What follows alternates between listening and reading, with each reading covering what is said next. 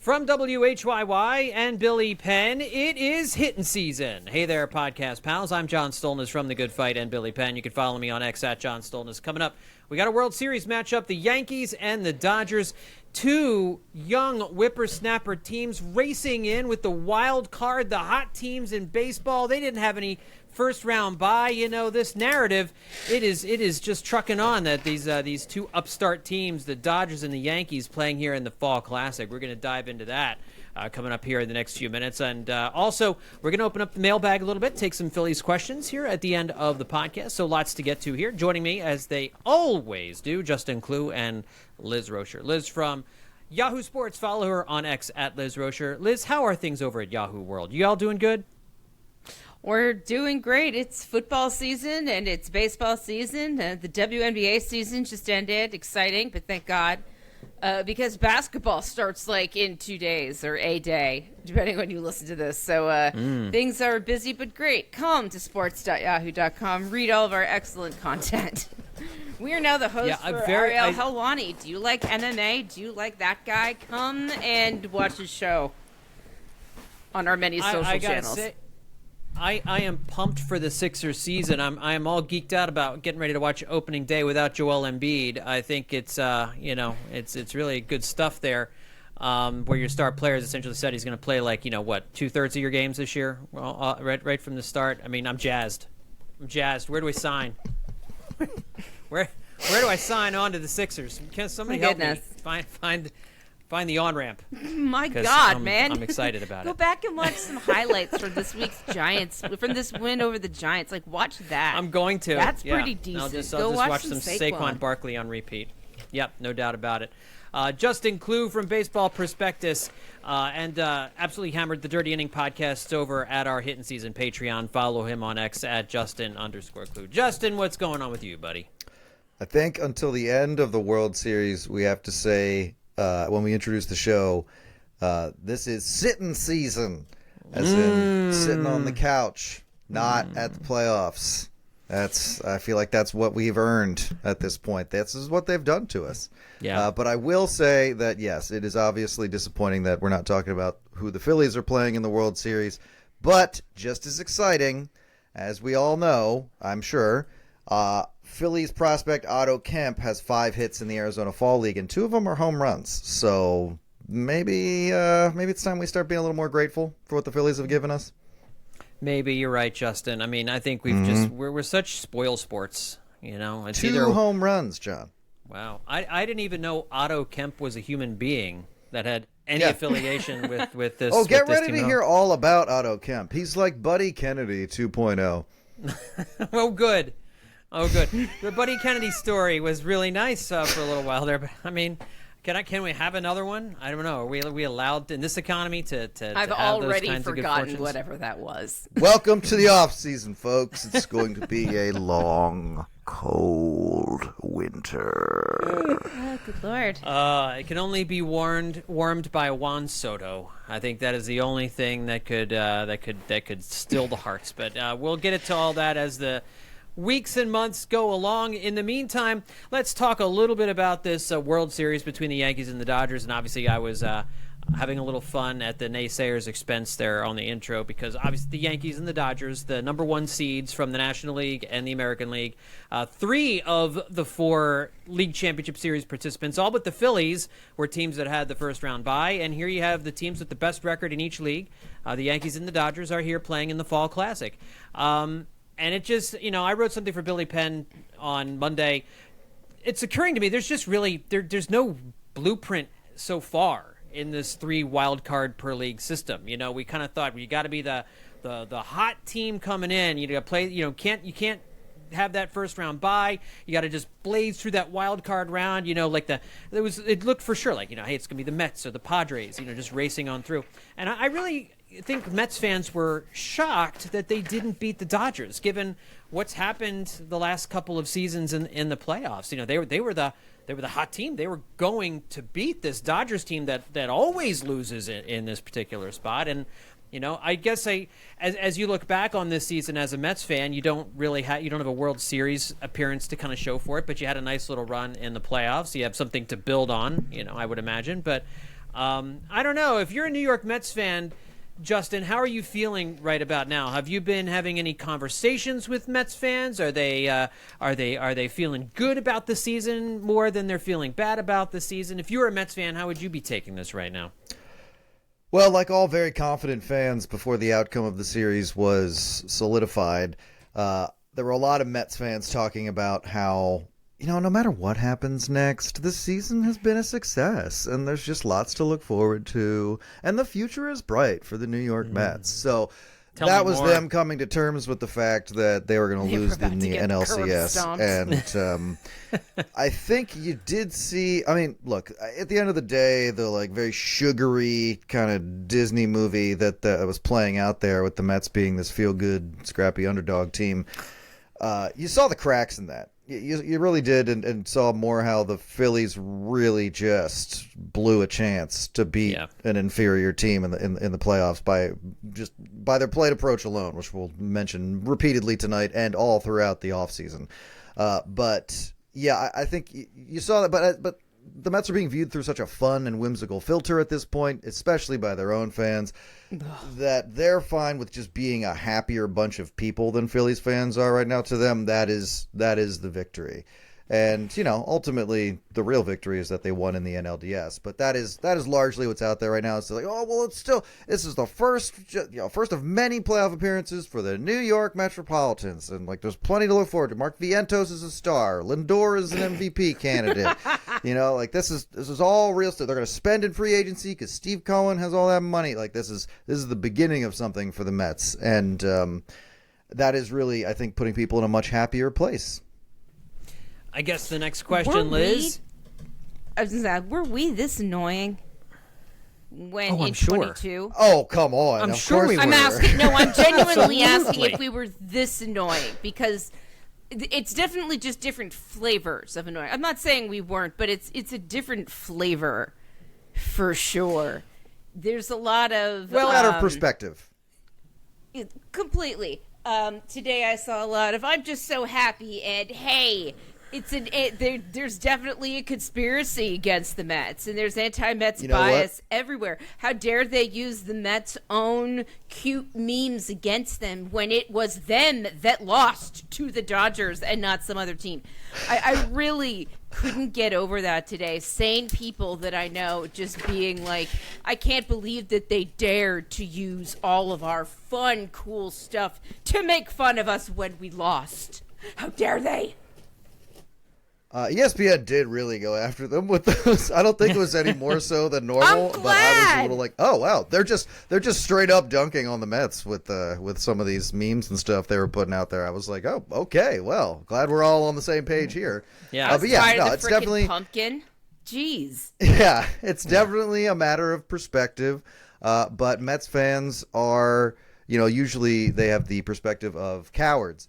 And when you are a coward and a Mets fan, then this is perfect for you, because not only did the team go on this feel-good journey, go through the playoffs, there was a big series, they won it, they beat a division rival, a higher seed team.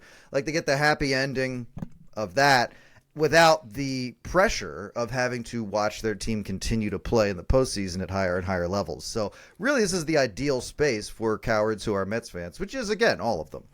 You asked initially, were we this annoying in 2022? Absolutely. We certainly were. But the difference is, the Phillies got to the World Series, and they looked like they were going to win the whole darn thing after that Game 3 and just, ran out of gas at that point. But, you had more of a run to look at. It almost felt more complete, even though you didn't win the World Series. Getting to the World Series, winning the pennant is just such a huge accomplishment.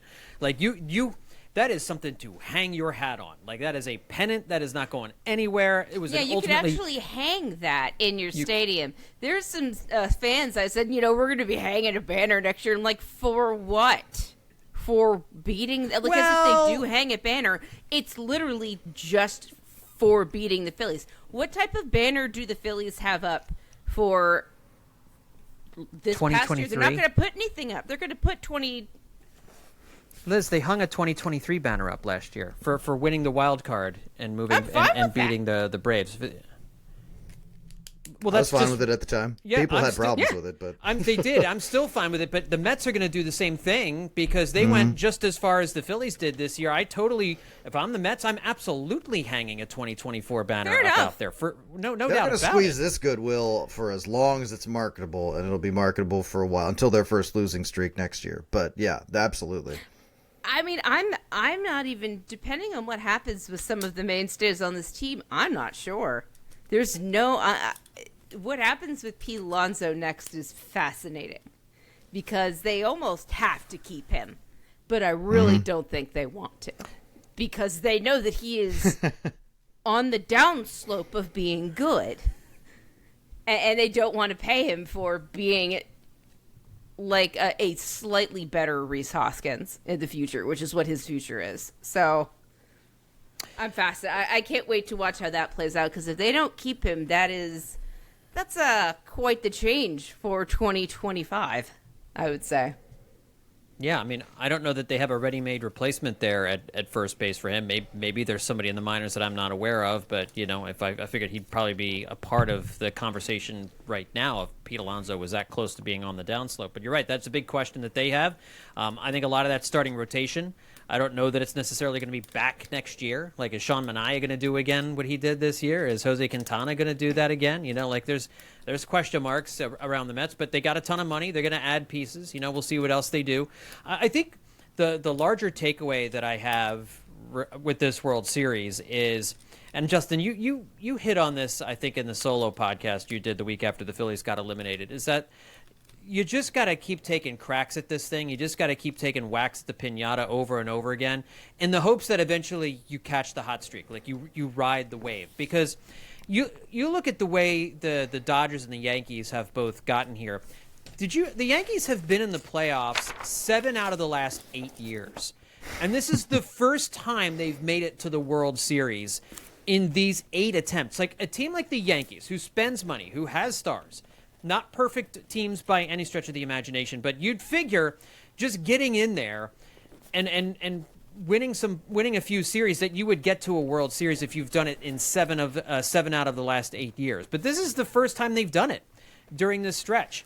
You look at the Dodgers. I mean, the Dodgers have been one of the most underachieving teams the last 3 years, ever since they won the pandemic-shortened World Series in 2020. I know for a lot of us, it doesn't feel like a real championship because they didn't have to go through the long slog of a 162-game season. Now, I think we all admit they probably still would have made the playoffs and maybe gone on the same kind of run. Maybe not. We don't really know. But, I mean, the Dodgers had been to the playoffs, oh, my gosh, what was it? Each of the last 12 years. Each of the last 12 years the Dodgers have been to the playoffs. And the only time they won a World Series was in that pandemic-shortened season. They lost a couple World Series to the Red Sox and the Astros, and then along the way they came up short a whole bunch of other times. So I know as Phillies fans, it almost feels like, the fact that they didn't build on 2022 and 2023 this year, like we can view it and it can feel like they're heading in the wrong direction. And certainly I think we've talked about it, and we'll talk about it this offseason. There are things they need to do to make the team better, things that they should do to the lineup to make it more competitive, especially when it comes to being more disciplined. But I mean, this team put together a great pitching staff. Like, the starting rotation did well against the Mets, and you couldn't have put together a better bullpen heading into the playoffs than what Dave Dombrowski put together, and it just blew up. Like, they couldn't ride that wave. They kept falling off the surfboard, and it really throughout most of the second half, and then in the division series. So I mean, it's just, I think, like you said, Justin, you just keep punching your ticket in, whether it's a wild card, whether it's a division champion, whether you get the bye, whether you don't get the bye. And Liz, I think you hit on this too. Just get in there, right? Like, just get in the playoffs, and maybe that's the year you ride the wave. That's what's happening to the Yankees this year. In the 7th attempt in the last 8 years, they finally rode the wave all the way into the World Series. And now they got to play a Dodgers team that's trying to do the same thing and is probably a team that's better than them. They still may not win a championship. It's hard to win a title. When you think about it, all you're ever giving yourself is a chance, really. But when you think about it from an airplane sense and you're looking down on it, it's like every team, like, there's 50 guys and every single thing that they do affects the team and the outcome for the entire year. And that's a lot of things that have to go right on your team and have to go wrong on everyone else's team in order for it to work for you to actually get to the very top. Like the Yankees, like the people who I didn't actually see anybody complaining about the Yankees and Dodgers. I just saw people complaining that people might be complaining that the two best teams in each league were in the World Series. But like those people were all of the complaints that are now I've lost my train of thought because I got so distracted by all of the Twitter stuff today. Well, Justin, you were saying something earlier. Go ahead.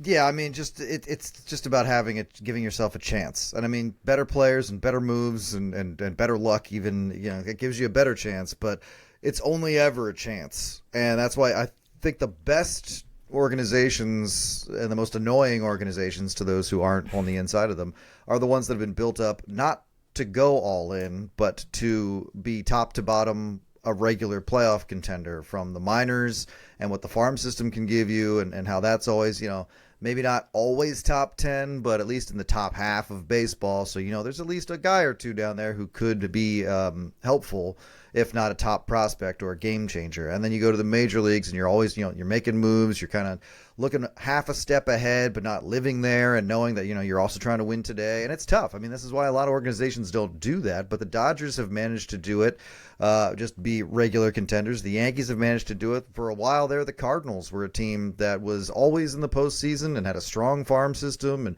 the future was always bright. These teams don't exist all the time, 30 out of 30, because it's really hard to do, and there frankly aren't enough players, like players of the caliber I'm talking about, to fill out rosters like that. But those are the teams that have the best advantage because they're giving themselves the most number of chances. They're not just saying, in this window, we got to maximize everything.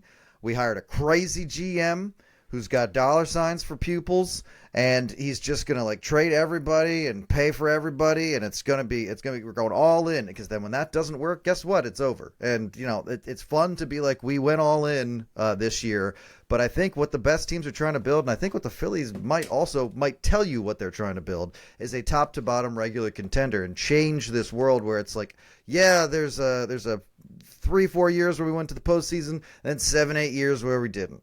And then we had to work our way back. They don't want to do that anymore. Mm-hmm. Yep. So that is also a huge, that is a seismic change for this organization. And to be one of those teams, you are a team that is in the best position to win a World Series, because you're always giving yourself that chance. Yeah, it's bites at the apple. I mean, that's obviously what this is. And for a team like the Dodgers, for teams like the Dodgers and the Yankees, they went out this offseason and they did make big acquisitions. I mean, the Dodgers could not have had two more disappointing seasons in a row than 2022 and 23. So they go get Shohei Ohtani and pay him $1 billion. They go get Yoshinobu Yamamoto and pay him over $300 million. By the way, the Phillies also offered Yamamoto more than $300 million, just for everybody who kind of forgets about that, lest we think the Phillies, they did run it back, but they did try to get that guy and to make that addition in order to kind of take another crack at it.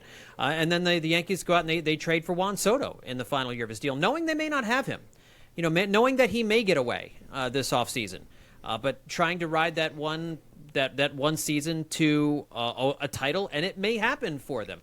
So that's an instance where they did go for it.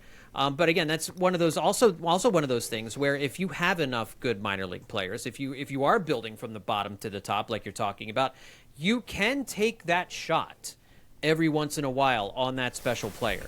And I think that's what the Phillies are trying to do as well. I think that's why, and we're going to answer a mailbag question about this in a little bit, but that's why you didn't see them give away a Mick Abel or an Aiden Miller or Justin Crawford for like a Brent Rooker or for a Mason Miller. Because was Brent Rooker single-handedly going to fix the lineup? Was Mason Miller going to single-handedly fix the bullpen? Like you got to weigh all that kind of stuff. And yes, they probably would have helped. They probably would have been a more positive acquisition than Estevez and Austin Hayes were. But you don't know that in the moment, and now you have these guys that you want to try and kind of replace other guys as you're moving things through. So, I don't. Every team goes through their journey in a different way, and on this date in 1980, October 21st, as we're recording this, that's the year the Phillies won the World Series. We forget that in the 3 years in 76, 77, and 78, they failed in the playoffs. 79, they didn't even make the playoffs because it was such an injury-riddled season. They were going to break that team up in 1980 if they didn't win it all that year. And then they finally did. So it's not linear. Like, you can't look at the Phillies, they got to the World Series in 22 and fell short. One step shorter in 23. One step shorter in 24. Now they're dead. Like, that's not really how it goes. So, I mean, Liz, I guess I take some comfort in some of this. And in watching the Yankees and the Dodgers journey and seeing how many times they got into the dance, how many times they failed, it should illuminate for Phillies fans how difficult it is for the elite, even the elite teams in Major League Baseball to do this. Like, I get the trauma that people might be re-experiencing, because after such a great season in 2011, after the team continued to sort of regress in the playoffs, they stopped going to the playoffs for quite a while. And that was 2012, yeah. But I don't believe that 2025 is going to be comparable to 2012 at all. You have to look at the players they have. Then, if you want to look at the deals, you can, but you mostly just have to look at where those players are in their careers, what they've left to accomplish, and, what more there's left for them to do. They're different teams. And I understand that it's scary, but let's put some trust into Dave Dombrowski and the players that we have, and see what they can come up with in 25, and maybe not proclaim them dead so early, Everyone calm down.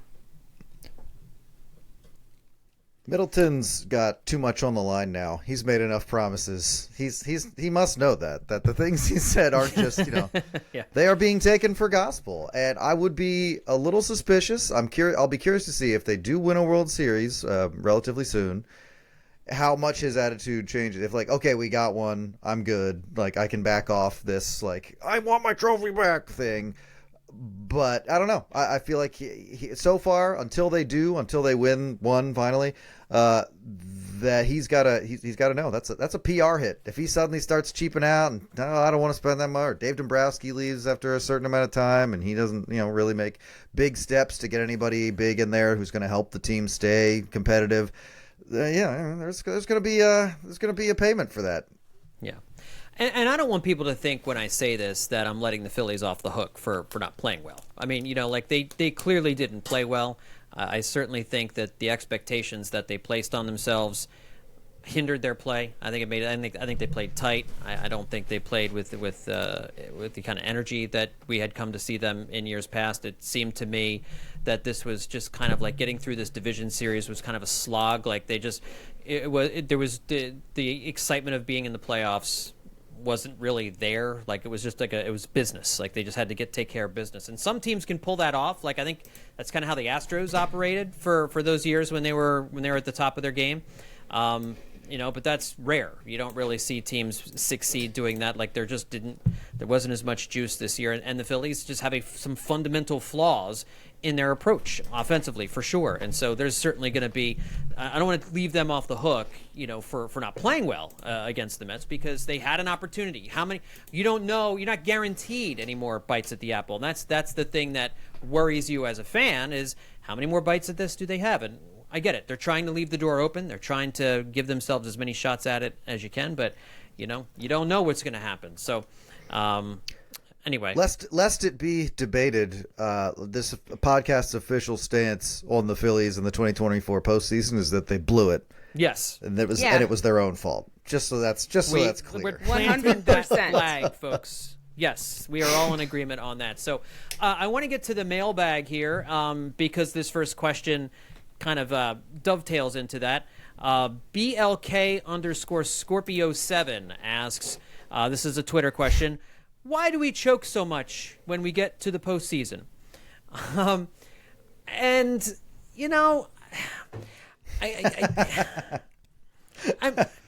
Do we still, I guess we said last year that they choked. And I feel like that's fair. Last Game year 6 was and a choke 7 job at home. for sure. I don't know that I feel like that this year, and I don't think 22 was a choke job when they fell short. That was an incredible run. No, they didn't choke anything away in 22. They just, I feel like, ran out of gas. 23, was absolutely a choke job. They had a championship in the bag and blew it. This year didn't feel like a choke job. This year felt like they were wound so tight. And they were buried by their own expectations. And the Mets, it was a terrible matchup for the Phillies because the Mets did nothing but throw pitches outside the zone. That's how they get guys out. And the Phillies fell for it, hook, bait, and sinker, whatever the stupid expression is. And the Dodgers just sat and watched. They just let the Mets throw a bunch of balls. They didn't chase the entire series. And then, they okay, now we're in a hitter's count. Now let's look to do some damage. That's how you teach hitters to hit. But the Phillies don't do that. And so there were fundamental issues here with the Phillies in 24 that didn't seem to me it was a choke job. Do you have a theory, Liz? Why do we choke so much when we get to the postseason? Do you agree with the premise of the question? I don't think I agree. I don't agree with the premise of the question. I mean, I think maybe the question is why do we lose so much? Why have we not won a World Series? Why do they get eliminated? And I mean, my only answer to that is 31 other teams get eliminated, and some before they even hit the postseason. So I guess I don't accept the premise of the question. They don't win because that's what happens. That's baseball, man. You have to.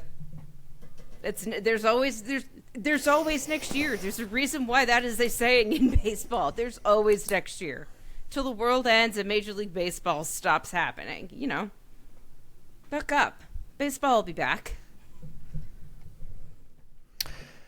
I think it's a question that deserves an answer, because I think a lot of people use choke as a synonym for anything other than going to the playoffs and winning the World Series.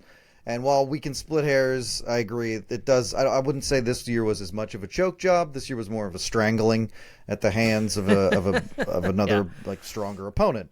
Whereas last year, I agree, that was a complete choke job. But I think the answer to the question, I mean, as we all know, is a litany of things. That the Phillies came in with a plate approach that did not suit their opposition. Watching Kodai Senga pitch in the NLCS was absurd. It was like the Dodgers hitters were like people standing on a highway watching cars go by, and then just, base runners turned into runs. It's just how that works. You can blame that. You can blame the energy. The Phillies didn't have juice going into the postseason by their own admission. Real Muto said it. They were hoping something would just click when the playoffs started. A lot of teams that are saying that after they've been eliminated. Pitching, the best pitchers in baseball outside of the Phillies were blowing it this year. Were on the mound when their teams were eliminated this year. Emmanuel Clase blew it. Devin Williams blew it. Yeah, there was a Philly. That was Yeah, See, that was everywhere. The question was more which about again, that is also a factor. General stuff. Right, and I'm gearing up to that, which is that these are there's not a whole lot you can rely on once you get to the postseason because the time frame is so much tighter and smaller. The stage is higher. The lights are brighter. The young guys might be faltering. The old guys might be getting a little more complacent. Maybe they're not as like jacked up and when they need to be. But I guess the most relatable way to frame it is just that like you've gone into work really not feeling it before, whether your job is Major League Baseball player or not. And these guys can just wind up in the same spot. And, that's inexcusable. It's unacceptable. It's like, I don't want to hear that. But I'm more of the mind that it's just got to be true. Because it's really the only thing that makes sense. When you think about, these guys are great baseball players. They're some of the best baseball players in Major League Baseball. There's a ton of playoff experience on this team. We know that these guys like playing together and that there's team chemistry, that they like playing for Rob Thompson, that they are able to achieve on a higher level than people thought in some cases. But ultimately, it's just the mishmash of baseball and its many X factors and bad luck and a lack of preparedness and a lack of ability to adjust that led to the Phillies choking. And that's really what it's got to be, because no team is going to have your number more so than the team that beat you in the postseason, because they knew how to beat you. They knew what was at stake. And if you come in not ready to adjust, then you're going to lose. And that's exactly what the Phillies did. Well, that comment dovetails really nicely into the next couple of questions, which I'm lumping together because they're both essentially asking the same thing. Good friend of the podcast, that Paul Paz, asks, if the Phil's offensive approach is in their, quote, DNA, then isn't a change of personnel to a significant degree the only solution to avoid more of the same? And though clutch isn't scientific, hasn't this team, as much as we like them, proven anti-clutch at the toughest moments? And then at Tiles Gampa says, with the increasing age of the veterans, Kyle, Bryce, Nick, Trey, JT, how realistic is a team-wide change in approach? They might be less likely to successfully change at this point. Is it more realistic to trade and or spend even more money to outpace the hitting inefficiencies? I think these are both asking some good questions. I think these are questions that Dave Dombrowski and Rob Thompson are asking themselves. At Dave Dombrowski's news conference, he indicated that they want the Phillies to change their approach. They want the Phillies to change their DNA.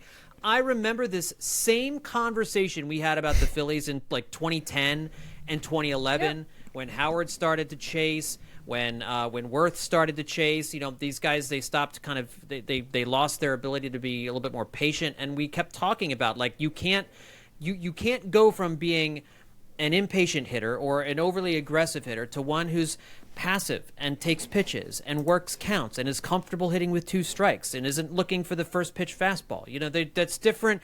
They're kind of different mindsets. And so I guess I'm agreeing with the premise here that I think the only solution here is that they do have to mix some things up. And I think most people agree with that. Dave Dombrowski, of course, isn't going to come out and say that in the news conference because you're not going to show your hand and or hem yourself in, say something about a player or a position on the field that you might want to move on from or improve on, but without having anything in place. What if you can't move that guy? You got to bring him back. And now he knows you don't like him or you don't trust him with anything. So, I mean, it's kind of silly, but I think we all know that some different things are going to happen with this lineup, with this team next year.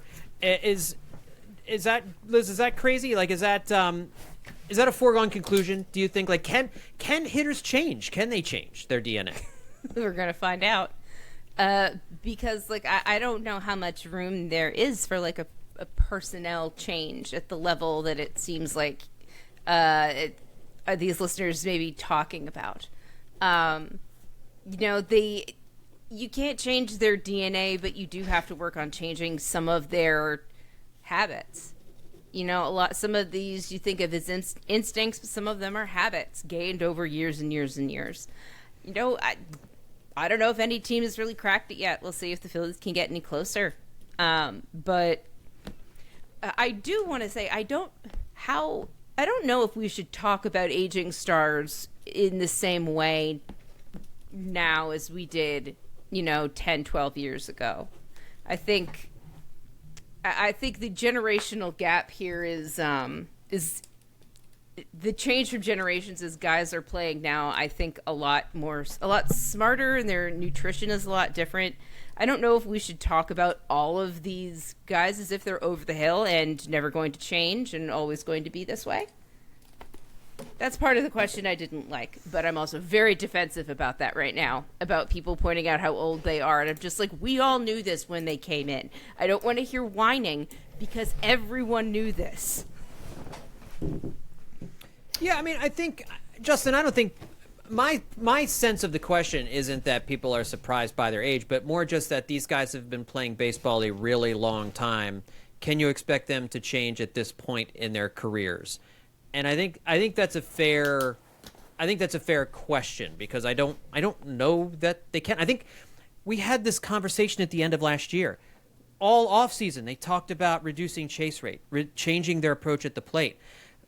At the beginning of the season, we saw, I think, them trying to implement making those changes, and it didn't stick, right? I mean, so I don't. I mean, it just feels like we're kind of rerunning last offseason with this argument. When you're changing how you approach something that you do fundamentally, that you do almost reflexively, and have a lot of instinctive thoughts and physical reactions to, then doing it a different way becomes like part of the work. Now you're not just like, instead of the aspect of baseball, it's the equivalent of like, got to look at 2 + 2 and know that it's 4. You don't do the math in your head. You just know 2 and 2 is 4. And the baseball equivalent of that is like, this is how I'm swinging. This is how I'm approaching this pitcher. And if you're also trying to hold up in your head, okay, but now remember, don't do this thing that you've always done. Now suddenly you're doing 2 sets of work and the job is totally different. So when you are 34 years old, 33 years old, and you've been a professional hitter for 10 years, that's going to be a problem. But I feel like that's not going to be, again, an acceptable response anymore. Because you're right, John. This is something that's been talked about well before now, that the Phillies are a chase happy team. And I think even when they start out, maybe they come in with this better idea of all these conversations about the philosophy of hitting and everything, and they come in and they're like, yeah, I'm going to chase less. Well, then July rolls around and people are tired. You're reverting to old habits. You're reverting to your default state in the batter's box, and that default state is to chase. As guys like Nick Castellanos have said, I go up there and I swing when I see the ball and I think I can hit it. It's in some cases it's as basic as that. I wouldn't be surprised if Turner's approach was much different than that, honestly, but he had a lot less success doing it too. I think the way this looks is, in a best case scenario, is that, guys like Johan Rojas, who I feel like there was a story mentioned where he was being sent off somewhere to work on his plate discipline, which I thought was funny, because it's like they could all be going on if they want to send them all on a field trip together to do that, might be effective too. But I don't know why it's just Johan going off by himself. But he's the kind of young, moldable hitter who is going to, I think, respond more aggressively to that. And maybe there's a couple other guys in the lineup who are going to do that too. But I think in a best-case scenario, if you see what is essentially this team-wide acceptance of, hey, let's change our approach to be more patient and identify pitches that are way outside of the zone and get on base more, then it doesn't mean suddenly Trey Turner is leading the team in walks, or Nick Castellanos is leading the team in walks, and everybody's on base percentage spikes in this crazy way. It means more that maybe one pitch a game, maybe one pitch every other game that's in the other batter's box, Turner doesn't swing at it. And maybe in some cases, one out of 20 times that he does that, it actually works in the Phillies' favor, and it's a wild pitch or it's ball four, and it helps. That, in the case of the veterans, is how I think this actually looks successful. It's a realistic portrayal of changing their DNA. But I'm telling you, even that is going to be that kind of tough for some of these guys to adjust. Yeah. And I think that's why they're going to make a few changes just to get some. I think so too. I think they're going to make some changes. I don't know exactly what they are, and a lot of questions this week. Who's getting moved? Who's getting dealt? Folks, there are certainly candidates who could get moved. I think we know for sure some guys who aren't getting moved, but some of the other guys, it really is going to kind of depend on what else is out there before you can move. I know Justin and I did a Stay or Go podcast, and we were kind of like, well, maybe, and maybe it was not. too early for that. It was way too early for that. All that exists right now are the ideas of moves and the concepts of trades, not any. Honestly, that was an exercise just to kind of go through how emotional we were about these different people. So that was really what I was getting at there. Another question from @CSM5187. Again, talking about somebody else that you might be able to go out and get. Because I think for sure the Phillies are going to make some changes in the outfield. Is priority number one for this team to get an outfielder? Possibly two, because for me it is. That's the question from @CSM5187. And yes, I think for sure it's a big priority, simply because Dombrowski only itemized Marsh and Castellanos as sure bets for the outfield, and I'm not even 100% sold on those two guys definitely being a part of the 2025 Phillies next year. So, but you're also Justin, you're losing a couple of key bullpen guys, possibly Jeff Hoffman and Carlos Estevez. They're probably going to re-sign one of them. My guess is they sign Hoffman. I think they let Estevez go, but there's still, you don't know what you have in Alvarado. You're going to have to make some adjustments there. What's the number one priority? Is it to get an outfielder to change the mix a little bit? Or, we know how important a good bullpen is, and even though they had a good one and it faltered, you still need a good bullpen. All we're doing here is talking about plate approach, and there's only one position of need the Phillies have who's going to hold a bat, and that's this outfielder or two outfielders. So yeah, I kind of landed on this today, having just thought to think about this question, and the whole bullpen thing I'm really soured on, because as we just said, even the best bullpens are blowing it in the postseason. So all you can do again is, as a microcosm of overall team success, just assemble the best bullpen you can that you want to assemble and just hope it works, because that's essentially what they did this year, and then right at the end it didn't. So I trust this team to build a bullpen, and they don't have too many spots they got to fill. And like you said, if they even bring back one of these guys, then that's one upper tier arm you got to go out there and get, and they can do that. They can acquire an arm like that. It's more of the outfield question that is so much more key and central to this team's what they view as success moving forward, and what's out there via trade. And I got a page full of scrawlings here where I started the beginnings of trying to work that out. And a lot of it just comes down to what are you willing to give up, who are you willing to give up, and who needs what. Right there. Like a lot of people talk about Bohm being a trade candidate. Okay, but you're going to have a solution at third base. Do you want to sign Alex Bregman? Is there a third baseman in a trade somewhere? Not a lot of teams need catchers, but maybe they want to make use of a JT Realmuto with another year left on his contract. But then what are you doing? Is it Rafael Marchand time? Because there's not exactly a bubbling cauldron of catching talent in Major League Baseball either, or in the minor league pipeline. And JT's a 10-5 guy. He may just say, nope. And he's a 10-5 guy. Oh my God, you're right. It's a tangled mess right now as far as what thread you want to follow.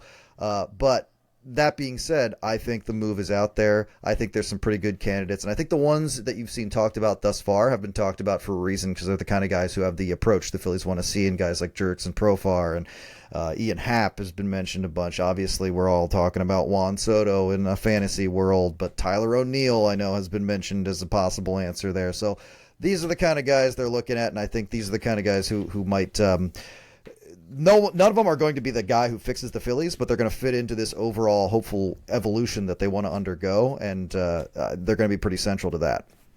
Liz, I want you to answer that question in just a second, but I wrote a piece for The Good Fight last week, and really specifically looking at plate discipline guys that the Phillies could go after, and the one guy that they could trade for that I thought was kind of an interesting name is Lars Nootbaar. You guys, I don't know if you're familiar with Lars Nootbaar, but he has tremendous walk rate, sees a ton of pitches, and had the lowest outside the strike zone swing percentage in Major League Baseball. And just like a 27-year-old guy, seems like a perfect change of scenery type player for the Phillies and Dave Dombrowski. The other thing that's interesting about Tyler O'Neill is that he does have a high strikeout rate, but he's like in the top 1/3 percentile in terms of not chasing. He swings and misses a lot in the strike zone, which is very interesting. And that's kind of one of those things where I'm just like, is that something Kevin Long could help with? You know what I mean? Like, is there something there that maybe, he hit 30 home runs in 112 games this year for the Red Sox. So a couple of interesting names out there. And I'm sure there's more out there. I also want to throw in there to that Tyler O'Neill argument that when he plays left field, when he played left field this year, he was actually never worse offensively than when he was playing left field. I don't know if there's correlation there, but he was like a 194 hitter with a 639 OPS when he was playing left. I don't know. I don't know if that's connected to that. If he's just genuinely unhappy playing left field, probably not. But it's just worth noting for sure. Yeah, for sure. What do you think, Liz? I'm talking about the Phillies' position of need, right? Sorry. Uh-huh. It's been a bit since we talked about the question. Yes. I mean, it's hard to say more than what Justin said. I think outfield is a huge position. They're looking for guys with great plate discipline. There isn't much more you could do about the bullpen. I feel like the whole theme of the podcast going forward now has to be, there's no blueprint. Any move could work. Any move could blow up. They just have to play well enough to get into the playoffs. It's a weird place to be when you sort of frame a lot of the moves the Phillies have to make in that way. At least it is for me when I'm sort of trying to go back and when I'm trying to think about, all right, well, I think I mentioned it last year. It's like a marathon to a sprint that I don't think the Phillies have quite figured out what personnel they need to make the transition. Let's move on to another question. Nittany Lion Brian asks, with many of the star players having already gotten huge paydays and even a few, Turner and Schwarber, having won a World Series, do you think the team actually feels and is driven by the same sense of urgency to win that the fan base feels? I know how I feel about this. Liz, what do you think? Is the fact these guys got their big paydays and a couple of them already won a World Series, does that mean essentially what this person is asking is that they just kind of don't care, or they don't feel the same sense of urgency that the fan base feels? I don't know if this person has ever known a truly competitive person, but the vast majority of professional athletes are like serially competitive. Like it's about the Anthony Rendones of the world are few and far between. Yeah, I would say when you get to professional sports, like, Kevin Durant doesn't get on Twitter at 9 a.m. because he doesn't have drive to, answer back at the haters. He does it because he loves what he does.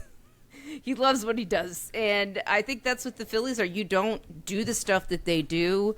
You don't spend half of the season away from your family. You don't spend all of your time working out, watching what you eat, missing important milestones in your kids and your family's life. Everything has to be built around, sort of you. Like, I don't think, to think that the guys have get a payday and a ring a few years ago and are satisfied is just what it's laughable to me. It's not even a possibility. Like, you can't turn off the competitive spirit in these guys. And like it's not like you get your ring and then like it all just turns off. Like, every year is a new year with a new group of guys. Like, and you want to go and you start from the beginning at spring training and you have to build all the way up. Like, when you get to that point in September and you're tired of seeing each other's faces because that's all you've been looking at since February, like, why do they keep going? They keep going and playing because they want to win. It's not just because they get paid. Being a professional athlete is a tough life to live. So, I don't know. I think the players have the same amount of drive to win as the fans do. It's actually their job and their life.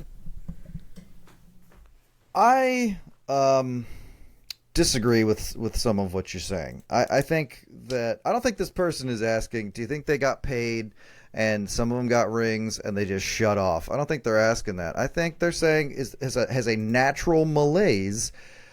Are they more susceptible to something like that because there's quote unquote not as much to play for? And I'm sorry, but a guy who's 23 and an up and coming star and hasn't gotten his big payday yet is gonna be a more ferocious competitor than a guy who's 34, has gotten his big payday, and even has a World Series ring. It doesn't mean that guy doesn't want to win. It doesn't mean that older guy isn't competitive or have that fire in him anymore. But there's just this kind of natural, like, all right, I have been there before. So the excitement, the novelty, the drive of pushing yourself to reach a new level, it's not a new level for you anymore because you've been there. I think that can set in. I mean, when we talk about this team going in the postseason without having the juice, a team with Bryce Harper on it go on its way to the postseason to play a division rival 10 years ago, that dude would have been foaming at the mouth.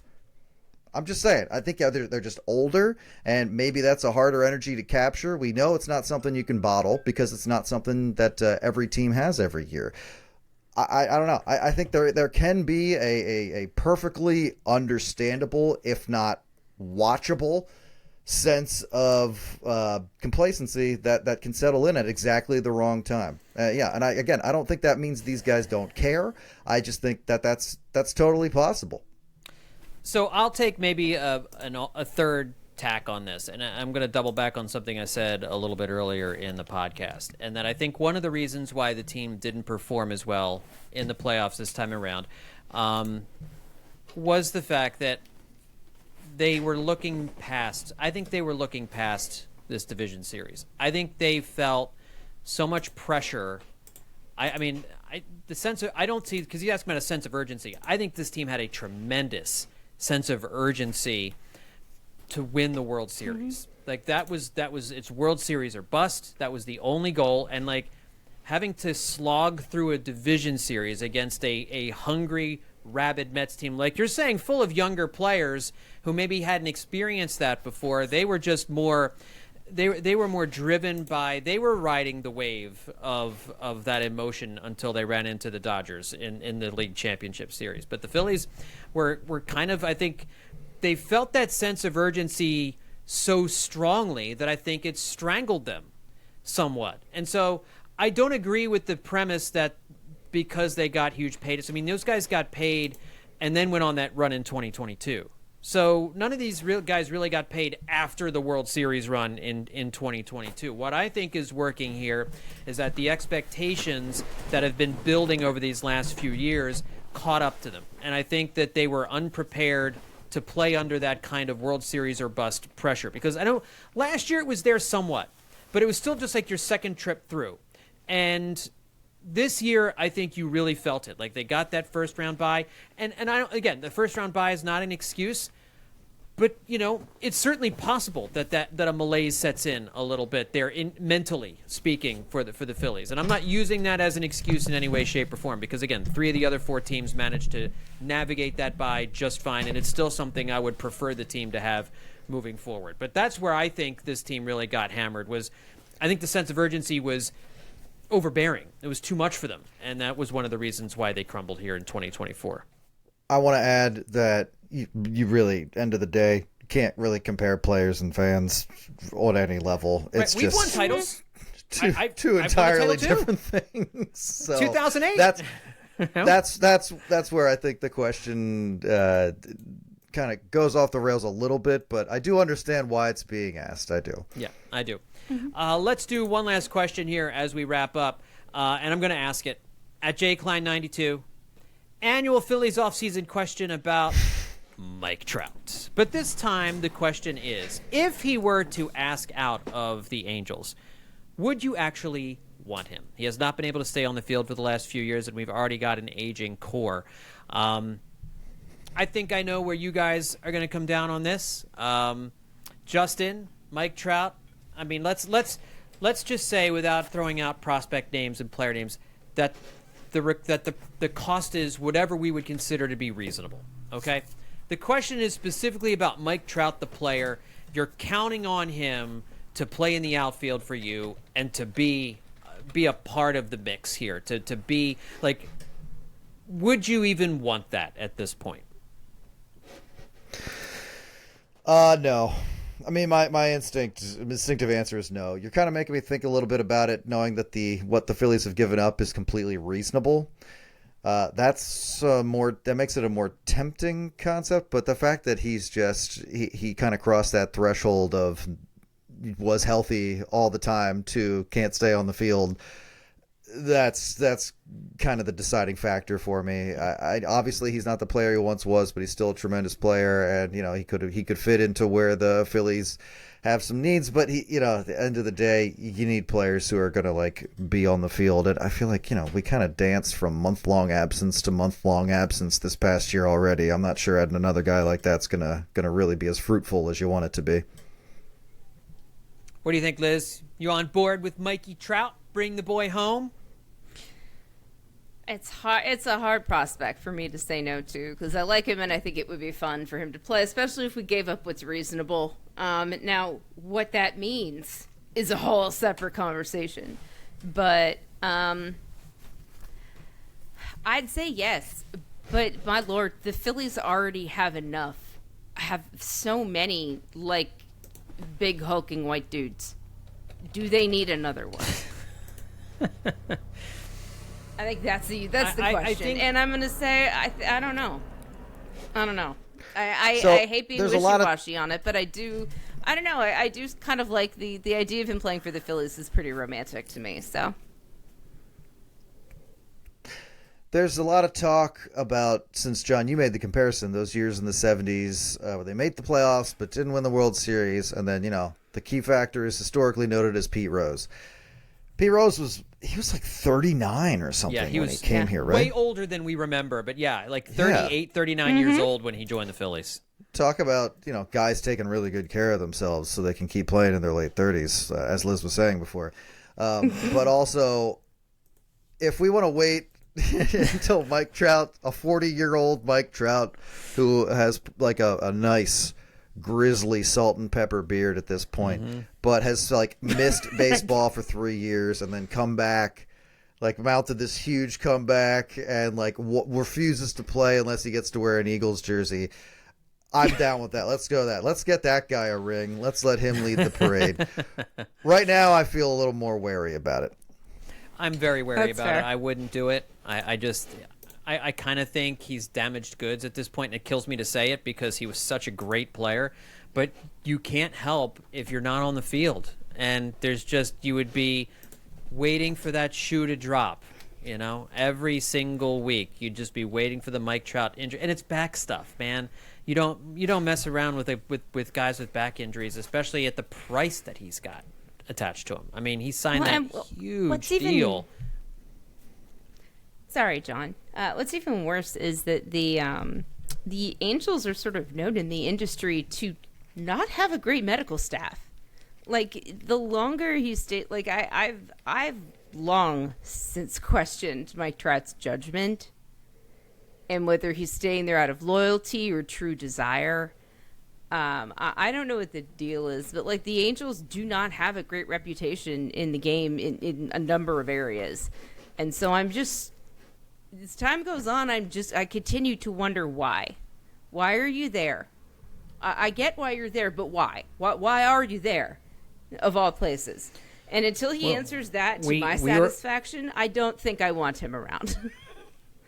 Yeah, we've been asking that question for years when he could have been a free agent and he re-signed with the Angels. I mean, we just kind of came to the conclusion that's where he likes to be. He doesn't want to play. He didn't want to give himself the opportunity to ever play in Philadelphia. He essentially said, I don't want to play in Philadelphia. When you sign a deal like that, you can't expect that you're getting out of it. Like you're signing that deal so you can spend the rest of your career there.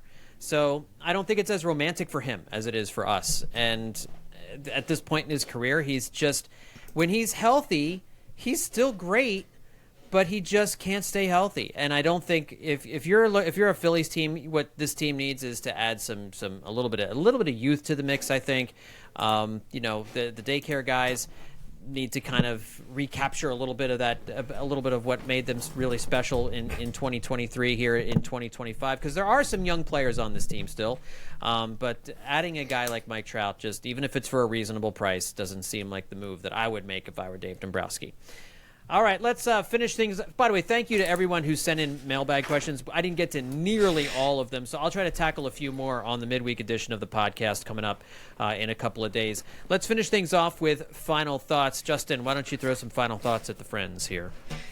Well, two things. First one is the Dirty Inning will begin again in earnest in November. We're building up a backlog of episodes to get us through the off season, so you can look forward to that. 2 new episodes a month all throughout the winter, the long, long winter. We will be with you. We're starting with Gene Mauch's first game with the Phillies in 1960, so that'll be a fun one for sure. Mm-hmm. Secondly, just reading these questions and looking into what we were going to talk about tonight, I really did my first, exercises in what adjustments could be made, because I feel like we're still at a very broad point with what the Phillies are going to do, what direction they really want to move in. I think they have a couple options, but I think that's what's going to make this a more unique and challenging offseason for them and for the fans, because there's going to be a lot of ideas out there. So I will say that the first conclusion I feel like I've come to this offseason, as far as guys that aren't going anywhere versus guys you might move, I've seen the names people have floated out there a couple of times. I don't disagree with all of them, but I got to tell you, looking into it, this team can't part with Kyle Schwarber any sooner than possible. Like, this team has to keep Kyle Schwarber. That's not a guy that you want to act like, we got to trade him and see what comes back, and he's got about... Not just talking about, clubhouse culture, personality guy. When you talk about people getting on base, this is an elite. He is on a level with 2 other guys as far as his skill about getting on base. I see your finger. I'm going to keep talking. Give me a second. But the 2 guys ahead of him in walks are both playing in the World Series right now. Mm-hmm. You need more guys on your team like Kyle Schwarber, not get rid of Kyle Schwarber. And by the way, that kind of sort of means that you should also probably just sign Juan Soto. That's also something I think they should do. Yeah, I 100% agree. And I was going to ask, because I think this is something that there's conversations that we had this offseason. Would you extend Kyle Schwarber?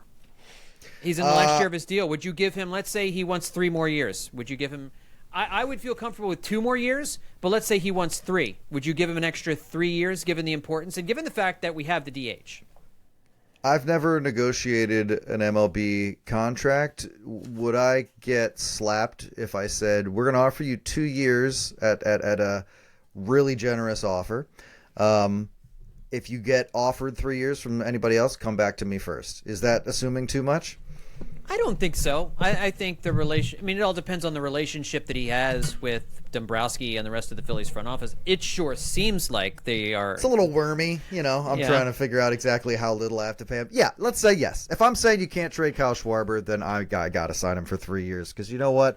The Phillies had 515 walks this year. You know, the thing they weren't doing in the NLDS. Kyle Schwarber was responsible for just about 1/5 of those all by himself. He is one of 3 guys who had triple digits in walks in all of baseball this year. And again, the other 2 are Ohtani and Soto. So that's a guy I think you want to keep, given this team's exact problems.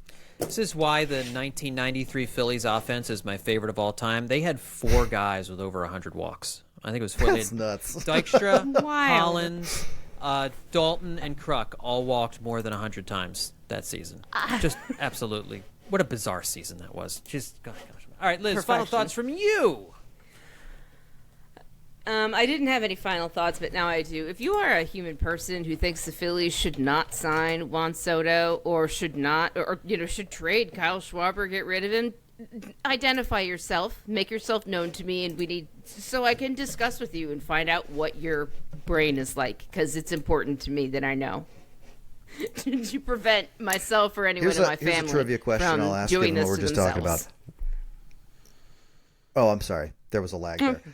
One member of the 2008 Phillies had over 100 walks. Do you know who it was? One member of the 2008 Phillies had over 100 walks? Mm-hmm. Had to be Howard, right? It was not, Liz. Well, if it's not Howard, it's... I don't know. I'll just say Utley. Pat the Bat. 102 walks in 2008. Yeah, right over the line. Yeah. I don't know if I would have guessed it either, but the 80 team had no one even, I think, that close to 100 walks. So it is. Wow. It's something. It is definitely something, and we saw how it worked for the Dodgers so far here in the playoffs. And if any Phillies players were watching, I mean that's the class to take right there. Is just kind of watch those at bats and see what those guys are doing. But it's easier said than done. When you're at the plate, for sure. I don't know how anybody doesn't swing at every pitch anyway, given what these guys can throw nowadays. But anyway, that's gonna be do it for this edition of Hittin' Season. Again, make sure you're checking out the new Dirty Innings as they're coming down the pike over at our Hittin' Season Patreon. It's patreon.com/Hittin' Season. Justin and his co-hosts do phenomenal work on what I think is the best baseball podcast in the country. And then, of course, Liz Roscher and all her stuff over at Yahoo Sports. Sports.yahoo.com is how you find all of her material there. Thanks, everybody, for tuning in. We'll talk to you next time right here on Hittin' Season.